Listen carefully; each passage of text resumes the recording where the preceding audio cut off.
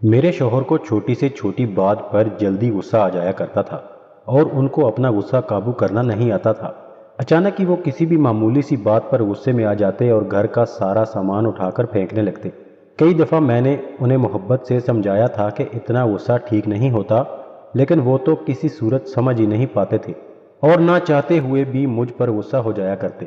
ہماری شادی کو 1 سال کا عرصہ ہی گزرا تھا اور اس 1 سال میں نے ان کے غصے کی انتہا کو دیکھ لیا تھا، لیکن مجھے ہرگز اندازہ نہیں تھا کہ ایک دن وہ غصے میں ہر حد پار کر جائیں گے اور ہمارے رشتے کو ہی نشانہ بنا بیٹھیں گے۔ بات کو لے کر میرے شوہر نے مجھ سے اپنا ہر تعلق ختم کر لیا تھا، لیکن جیسے ہی کچھ گھنٹوں بعد ان کا غصہ ٹھنڈا ہوا تو وہ میرے قدموں میں گر گئے اور معافی مانگنے لگے۔ میں اور واجد ایک ہی محلے میں رہتے تھے اور میں اسکول آتے جاتے واجد کو دیکھا کرتی تھی اور مجھے واجد سے محبت ہو گئی تھی۔ جب واجد نے میرے لیے رشتہ بھیجا تو میرے گھر والوں نے صاف انکار کر دیا، کیونکہ واجد کا غصہ سارے جہاں میں ہی بہت مشہور تھا۔ واجد ہمیشہ ہی غصے میں اپنا آپا کھو بیٹھتے تھے۔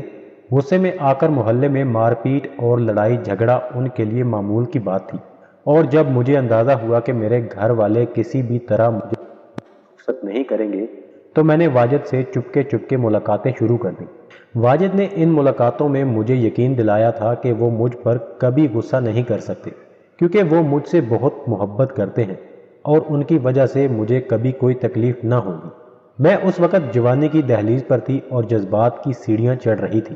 ہر ملاقات پر جب واجد مجھے ہاتھ لگاتے اور محبت سے مجھے چومتے تو میں اندر تک سرشار ہو جاتی، اور واجد نے مجھے اپنے لیے اتنا بےتاب کر دیا تھا کہ میرے پاس اب اس کے علاوہ اور کوئی راستہ نہیں تھا کہ میں اپنے گھر والوں کی مرضی کے خلاف جا کر واجد سے شادی کر لوں۔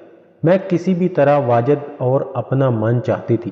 چپکے ہونے والی ملاقاتوں نے ہمارے دل میں جذبات کا ایسا طوفان پیدا کر دیا تھا جسے رکنا یا برداشت کرنا ہمارے بس میں نہیں تھا۔ کبھی کبھی ہماری ملاقاتیں حد سے زیادہ تجاوز کر جاتی اور میں سب کچھ بھول کر واجد کی ہو جاتی۔ واجد نے اپنے ایک دوست کا گھر ہماری ملاقات کے لیے طے کر رکھا تھا، جہاں اس کا دوست اکیلے رہا کرتا تھا۔ میں اور واجد وہاں ملتے اور اپنی پیاس کو بجھانے کی کوشش کرتے، لیکن جلد ہی ہماری ملاقات کے لمحے ختم ہو جاتے اور ہم دونوں سیر اب بھی نہ ہو پاتے تھے۔ کبھی کبھی واجد مجھ سے بہت زیادہ کھلے الفاظ میں اپنے جذبات کا اظہار کر کے کہتے کہ وہ اب میرے بغیر اپنے بستر پر بہت بے چینی محسوس کرتے ہیں اور اب وہ کسی بھی طرح میرے ساتھ راتیں گزارنا چاہتے ہیں، اور اگر میں ان کی نہ ہوئی تو وہ کوئی بھی قدم غلط اٹھا لیں گے۔ میں واجد کی اس جنون کو اپنے لیے محبت سمجھتی رہی اور مجھے اندازہ ہی نہیں ہوا کہ یہ جنون تو ان کی فطرت کا حصہ ہے۔ میں ان کے محبت بھرے جذبات سے اس قدر متاثر ہو گئی تھی کہ میں نے اپنا گھر بار چھوڑ کر 18 سال کی عمر میں ان کے ساتھ بھاگ کر شادی کر لی تھی، اور ہم دونوں وہ محلہ چھوڑ کر دور چلے آئے تھے۔ واجد کے گھر میں صرف ان کی بوڑھی ماں اور ان کا بھانجا رہ گیا تھا، کیونکہ ان کی بہن اور بہنوئی کا بہت پہلے انتقال ہو گیا تھا۔ پھر کچھ عرصہ بعد ہمیں اطلاع ملی کہ واجد کی ماں بھی چل بسی ہے، تو واجد اپنے بھانجے کو ہمارے گھر لے آئے۔ جب میں اپنا گھر چھوڑ کر واجد کے ساتھ فرار ہوئی تو میری آنکھوں میں بہت سارے سپنے تھے اور ان شادی کو لے کر بہت زیادہ ارمان تھے۔ ہم نے ایک کرائے کا گھر لے لیا تھا۔ واجد کی نوکری بہت اچھی تھی، اس لیے ہمیں پیسوں کا کوئی بھی مسئلہ نہیں تھا۔ واجد عمر میں مجھ سے 12 سال بڑے تھے اور شادی کے وقت ان کی عمر 30 سال تھی۔ ان کے غصے کی وجہ سے کوئی بھی اپنی بیٹی ان سے بیاہنا نہیں چاہتا تھا، اور جب میں انہیں میسر آئی تو انہوں نے جذبات میں آ کر نہ صرف میرے ساتھ بہت سا گزارا کر کے مجھے لے کر فرار ہو گئے۔ شادی کی رات مجھے ان کے جنون کا صحیح طرح سے اندازہ ہو گیا، جب وہ 2 گھنٹے تک مسلسل مجھے محبت دینے کے باوجود بھی پیچھے نہیں تھے اور ان کی پیاس نہ بھی بجھی تھی۔ میں بہت زیادہ تھک چکی تھی، اس لیے میں نے واجد سے کہا کہ میں اب تھک گئی ہوں اور میں سونا چاہتی ہوں، لیکن وہ جنون کی انتہا پر پہنچے میں پوری اور میرے ساتھ زبردستی کرنے لگے۔ میں پوری رات واجد کی زبردستی کو برداشت کرتی رہی، لیکن میں اسے تب بھی ان کی محبت ہی سمجھ رہی تھی۔ واجد نے جو مجھ پر غصہ نہ کرنے کی باتیں کی تھی وہ سب بھی محض باتیں ہی رہ گئی تھی۔ وقت کے ساتھ ساتھ ان کا غصہ پھر ان پر غالب آ گیا تھا اور وہ میرے ساتھ زور زبردستی کرنے کے علاوہ مجھ پر چھوٹی چھوٹی باتوں پر غصہ بھی کرتے اور کبھی کبھی تو مار پیٹ پر اتر آتے۔ میں یہ سب کچھ برداشت کرنے پر مجبور ہو چکی تھی، کیونکہ میرے پاس واپسی کا کوئی راستہ نہیں تھا۔ لیکن جس دن واجد مجھ سے محبت کرتے اس دن اس قدر محبت کرتے کہ میں پچھلی ان کی تمام باتوں کو اور تشدد کو بھول جاتی اور ایک دفعہ پھر ان کی محبت میں دیوانی ہونے لگتی۔ زندگی اسی طرح نشیب و فراز پر تھی کہ جب ہمیں پتہ چلا کہ واجد کی ماں کا انتقال ہو گیا ہے اور واجد کا یتیم بھانجا اکیلا رہ گیا ہے، واجد خود جا کر اپنے بھانجے شایان کو ہمارے ہی گھر لے آئے۔ اس وقت وہ ایک 12 سال کا بچہ تھا۔ شایان بالکل میرے چھوٹے بھائی کے جیسا تھا، اس لیے میں نے اسے دیکھتے ہی فوراً اپنے سینے سے لگا لیا تھا اور اسے بہت زیادہ محبت دینے لگی تھی۔ میں ہر وقت اس کا خیال رکھتی اور اس کے ساتھ ساتھ رہتی تھی۔ شایان کو پڑھانے کی ذمہ داری بھی میں نے لے لی تھی، کیونکہ میرے پاس گھر کے تھوڑے بہت کام ہوا کرتے تھے اور باقی وقت میں فارغ رہا کرتی تھی۔ شایان کے گھر آنے سے میرا دل لگ گیا تھا اور مجھے واجد کے غصے سے بھی نجات حاصل ہونے لگی تھی، کیونکہ شایان کی موجودگی میں واجد مجھ پر مار پیٹ نہ کرتے تھے۔ چھوٹی چھوٹی باتوں پر غصہ ہو جانا ابھی بھی ان کا معمول تھا۔ شایان بھی بچپن سے واجد کے اس رویے سے واقف تھا، اس لیے یہ بات اس کے لیے بھی نئی نہیں تھی۔ اکثر ہی واجد کی غیر موجودگی میں وہ مذاق مذاق میں واجد کو برا بلا کہہ دیتا اور میں اس کی بات سن کر مسکرا اٹھتی۔ وہ مجھے کہتا کہ انم آپی، مجھے بالکل بھی اچھا نہیں لگتا کہ ماموں آپ کے ساتھ اس طرح کا رویہ رکھتے ہیں جبکہ آپ اتنی اچھی ہیں۔ میں مسکرا کر شایان کی بات کو ٹال جاتی، لیکن سچ تو یہ تھا کہ مجھے بھی واجد کا ایسا سلوک اب برداشت نہیں ہوتا تھا۔ محبت کے جو حسین سپنے سجائے میں واجد کے ساتھ آئی تھی، واجد نے ایک ایک کر کے ان تمام سپنوں کو توڑ دیا تھا۔ کئی دفعہ میں نے سوچا کہ کیوں نہ میں اپنے گھر واپس لوٹ جاؤں، لیکن پھر اتنی ہمت نہ ہوئی کہ دوبارہ اپنے ماں باپ کا سامنا کر پاتی۔ ایک دن واجد دفتر سے بہت غصے میں گھر لوٹے تھے اور اتفاق سے مجھے کھانا پکانے میں بھی دیر ہو گئی تھی، کیونکہ آج صبح سے ہی علاقے میں گیس کی بندش تھی۔ واجد نے میری بات سنے بنا ہی غصے میں سارے گھر کا سامان پھینکنا شروع کر دیا، اور جب میں نے انہیں روکنے کی کوشش کی اور بتانا چاہا کہ صبح سے گیس نہیں تھی تو میری بات سننے بغیر ہی انہوں نے مجھے طلاق دے دی۔ میں اپنی جگہ ہکا بکا کھڑی رہ گئی تھی اور واجد کو اس وقت بھی بالکل اندازہ نہیں ہوا تھا کہ وہ مجھ پر کیسی قیامت ڈھا گئے ہیں۔ ہمیشہ کی طرح ہی چند گھنٹوں میں ان کا غصہ بالکل ٹھنڈا ہو گیا تو انہیں احساس ہوا کہ وہ ہم دونوں کے ساتھ کیسا ظلم کر چکے ہیں۔ وہ میرے قدموں میں بیٹھ کر زور زور سے رونے لگے اور یہی کہتے رہے کہ انہوں نے جو کچھ کہا وہ غصے میں کہا تھا اور اس کا کوئی مطلب نہیں تھا۔ میں اس بات کو کسی صورت نہیں مان سکتی تھی، میرے نزدیک طلاق ہو چکی تھی۔ جب واجد نے دیکھا کہ میں ان کے ساتھ اب کسی بھی طرح رہنے کو راضی نہیں ہوں تو انہوں نے ایک درمیانی راستہ نکالا اور کہنے لگے کہ میں اس گھر میں رہ کر اپنی عدت کے دن گزار لوں اور پھر شایان سے شادی کر کے دوبارہ ان کے نکاح میں چلی آؤں۔ واجد کی بات سن کر میری جان نکل گئی کہ وہ اپنی غرض کی خاطر اپنے 13 سالہ بھانجے سے میرا نکاح کروانا چاہتے ہیں۔ واجد نے کہا کہ یہی ایک راستہ ہے جس کے ذریعے سے ہم دونوں دوبارہ ایک ہو سکتے ہیں۔ میرے پاس واجد کی بات ماننے کے علاوہ اور کوئی چارہ نہیں تھا، اس لیے میں اس گھر میں رہ کر عدت پوری کرنے لگی۔ فی الحال ہم نے یہ بات شایان سے چھپا لی تھی۔ میں رات کو اسٹور روم میں چلی جاتی اور رات وہیں گزارتی۔ دن بھر تو واجد گھر پر موجود ہی نہ ہوتے تھے۔ شروع میں تو شایان بہت حیران ہوا کہ اسٹور روم میں کیوں سونے لگی ہوں، لیکن پھر میں نے یہ کہہ کر بات ختم کر دی کہ اس کے ماموں مجھ سے ناراض ہیں اور وہ مجھے بھی ابھی اپنے کمرے میں نہیں رکھنا چاہتے۔ دن بہت تیزی سے پر لگا کر اڑ رہے تھے اور واجد سے میری جدائی برداشت نہیں ہو رہی تھی۔ کئی دفعہ انہوں نے مجھ سے بات کرنے کی کوشش کی، لیکن میں ہمیشہ منہ پھیر لیتی۔ اس وقت وہ ایک نامحرم کے سوا اور کچھ نہ تھے۔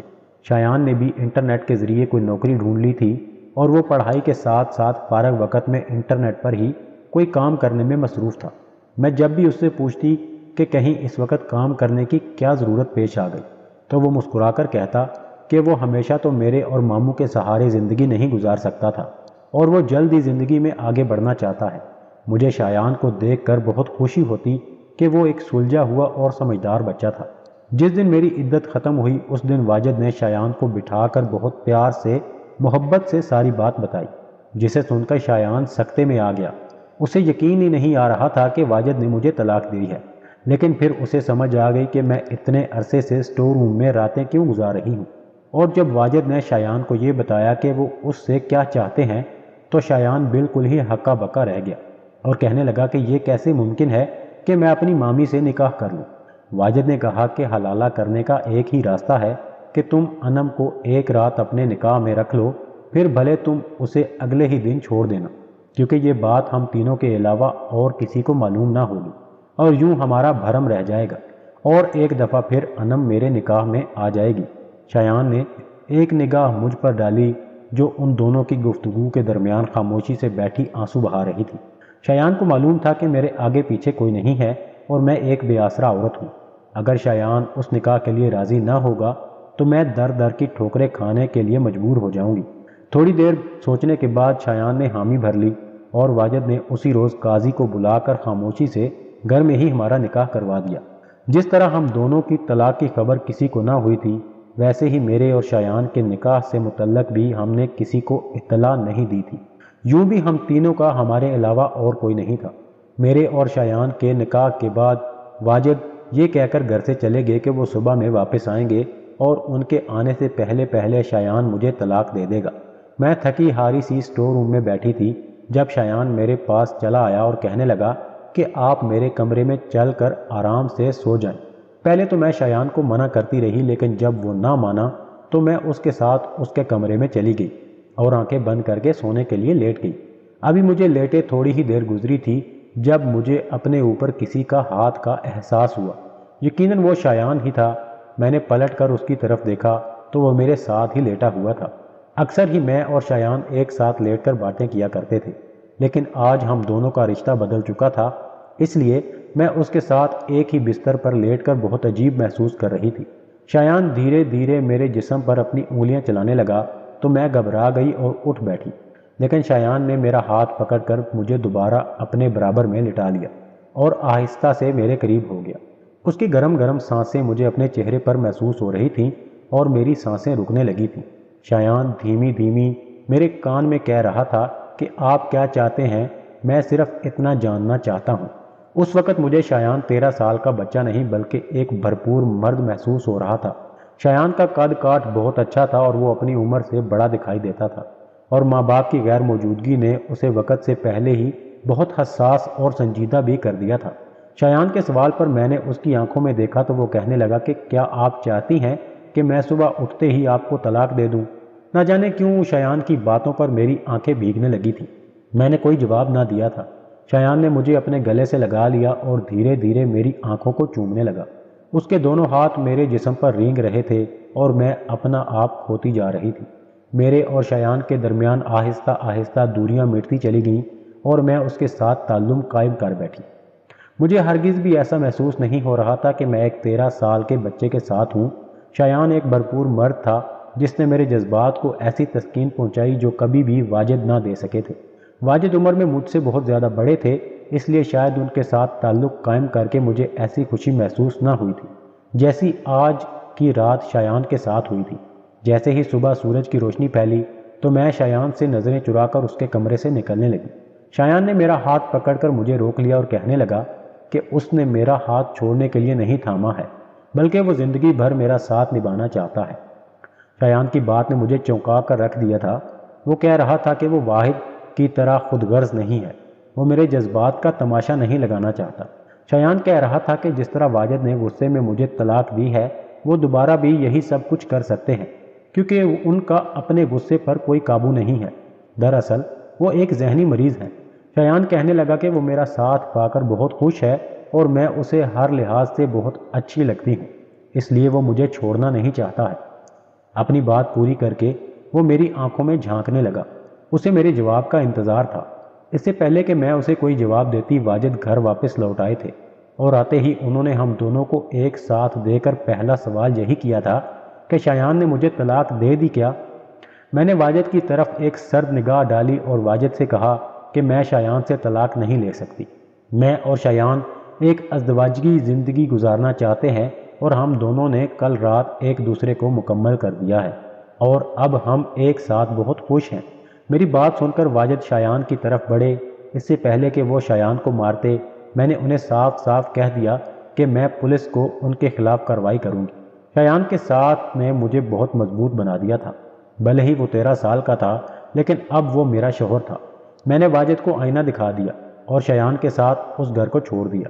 واجد نے ہم دونوں کو بہت برا بھلا کہا اور بہت ہنگامہ کیا۔ وہ مجھے میری محبت یاد دلانے لگے، لیکن اب میرے دل میں ان کے لیے کوئی جذبات نہ تھے۔